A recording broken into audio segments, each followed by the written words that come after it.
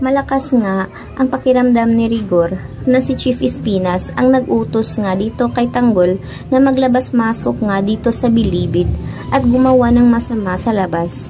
Dahil na rin, nang nakita nga niya itong si Bubbles na nakatalikod nga ito, ay nahalata na niya na itong si Bubbles ay kasama na rin kay Tanggol. Samantala ay sinabi naman ni Mando na malubha naman ang tinamo ni Chief Espinas at baka raw umano mamatay ito dahil hindi raw ito kakayanin.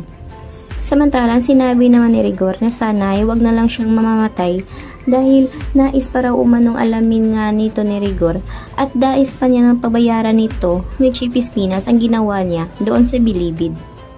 Kaya ngayon ay hindi napapayag si Rigor na kailanman ay makakalaya nga itong si Tanggol at muli na namang gumawa ng masama.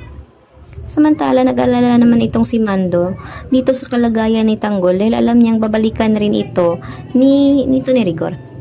Ngayon ay grabe naman ang hinanakit nito ni Tanggol dahil bakit umano hindi man lang siya pinaglalaban ng kanyang ama.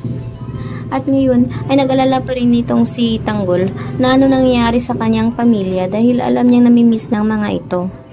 Ulit ay paano nga niya imusin na kahit anino ay hindi ka doon sa bilibid. Hindi na alam Tanggol kung meron pa ba siyang peace at sinabi niya na hindi nga lang siya sinid dahil wala umanong sa kanya. Alam nga din siya sita na kanyang iyon. Grabe nung tinamon ngayon.